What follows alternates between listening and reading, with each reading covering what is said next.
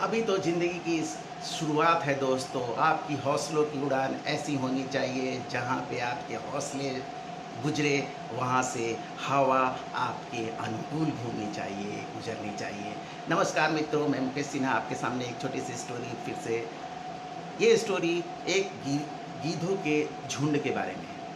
ये गीध अपने झुंड में रहा करते थे और काफ़ी अपने हुनर में, गीध जैसे पता है कि अपने हुनर में काफ़ी माहिर होते हैं, शिकार करने में माहिर होते हैं और अपने शिकार ढूंढ ही लेते हैं। तो ऐसे उसकी ज़िंदगी कट रही थी। वो गिद्धों के झुंड में रहते रहते काफ़ी बोर हो रहे थे। तो एक दिन सोचा उन्होंने कि समुद्र में उड़ान भरते हैं, और समुद्र में उड़ान भरते हुए वो एक टापू पे पहुंचते हैं। ऐसे टापू पे पहुंचते हैं जहाँ पे उनको तरह तरह की चीज़ें खाने को मिलती हैं। उन जो खाते थे, मछलियाँ तरह तरह की थी, मेढक थे और जो भी चीज़ें उनके पसंद होती हैं, वो सारी चीज़ें वहाँ पे थी।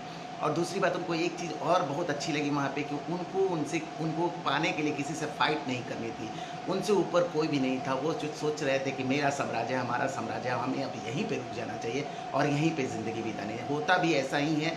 वो वहाँ पे बहुत आराम से रहने लगते हैं। रहते रहते कुछ टाइम बीतने लगता है तो उसमें से एक वृद्ध गीध था। वो सोचता है कि ऐसे तो हमारी ज़िंदगी ख़त्म हो जाएगी। हम लोग बिना किसी अपने हुनर जो भी है, शिकार करने का हमारा जो तरीका, वो सब भूलते जाएंगे। हम लोग बिल्कुल तरह से अपाहिज हो जाएंगे। और ऐसे सोचते सोचते वो एक मीटिंग को बुलाता है जिसमें सारे गिद्धों को आमंत्रित किया जाता है। सारे गिद्ध आते हैं वहाँ पे। वो वृद्ध गिद्ध ये बात बताता है कि देखिए, देखो तुम लोग जो कर रहे हो वो सही नहीं है। हम लोगों को यहाँ से स्थान चेंज कर देना चाहिए। हमें वैसे स्थान पे जाना चाहिए जहाँ पे हम अपने जो हमारी एनर्जी है, जो हमारा क्षमता है, उसको यूज करते रहना चाहिए। सारे गिद्ध बोले कि नहीं नहीं, ऐसा कुछ नहीं है, हम लोग नहीं जाएंगे। यहाँ इतना इत्मीनान से हमको खाना मिल रहा है, तरह तरह की चीज़ें हैं, किसी से कोई संघर्ष नहीं है और आराम से ज़िंदगी कट रही है। उन्हें उन्हें अच्छा नहीं लगा ये, तो वो वहाँ पे रहने लगे। बट जो वृद्ध गिद्ध था वो वहाँ से उड़ान भरता है और अपने जंगल में चला जाता है। वहाँ पे जाके जहाँ पे वो रहता था वहाँ पे रहने लगता है।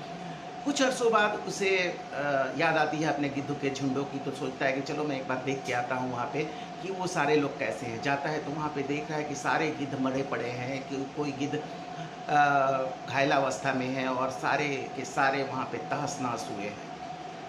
तो वो एक गिद्ध को उसमें से उठा के, जो कि घायल था, उससे उठा के पूछता है कि क्या हुआ, ऐसा कैसे हो गया, तुम लोग तो इतने अच्छे से थे, सब चीज़ थी। तो बोला कि यहाँ पे शिकारियों का झुंड आया था। शिकारियों ने यहाँ पे कुछ चीते छोड़ दिए। चीते छोड़ने के बाद चीतों को ये पता था कि हमने अपने शिकार करना छोड़ दिया है। हमारे सारे चीज़ है जो कि नहीं रही। हम लोग अब कुछ भी उस तरह का करने के लायक नहीं हैं। और ऐसा होता है और धीरे धीरे क्या होता है कि वो हम लोगों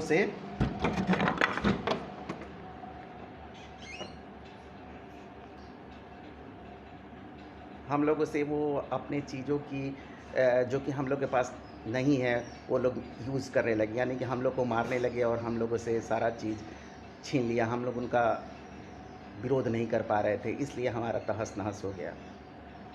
मित्रों, कहने की स्थिति सिर्फ ये है कि आप अपने हुनर को जब तक ज़िंदा नहीं रखते हैं तब तक आप जीवित नहीं हैं। यानी आप जब तक कंफर्ट जोन में हैं, अपने कंफर्ट जोन में रहते हैं, आपको सारी चीज़ें बहुत इजी में मिल जाती है और आप एक तरह से निष्क्रिय हो जाते हैं। तो आपको कंफर्ट जोन से बाहर निकलना है। कंफर्ट जोन से बाहर निकलते हैं तब आप जाके असली ज़िंदगी का मज़ा लेते हैं। जैसे उन गिद्धों ने अपने कंफर्ट जोन में रहना स्टार्ट कर दिया था, पूरी ज़िंदगी ख़त्म हो गई थी। और आपको एक बात ये भी ध्यान में रखना है कि आपकी जो क्षमता है, उस क्षमता को दिखाना ज़रूरी है, दर्शाना ज़रूरी है। और ये चीज़ कि परेशानियों के बिना ज़िंदगी कुछ भी नहीं है। जब तक आप लड़ाई नहीं करेंगे, जब तक आप संघर्ष नहीं करेंगे, जीत का मज़ा, आनंद उतना नहीं आएगा जितना आपने सोच रखा है। तो जब भी आपको जीत की चौगुनी पाँचगुनी उम्मीद है, आपको संघर्ष भी उतने ही हिसाब से करना होगा। और वही संघर्ष आपको आपके कंफर्ट जोन से बाहर जब निकलते हैं तो आपको एक नई ज़िंदगी देती है। और ये एनर्जी जो है आपको हमेशा ज़िंदगी जीने का तरीका भी देती है और लीड करने का तरीका भी देती है। तो बस इस मैसेज को समझें और कंफर्ट जोन से बाहर निकलें। अपनी एनर्जी को, अपनी क्षमता को ज़रूर दिखाएं। नमस्कार, थैंक यू।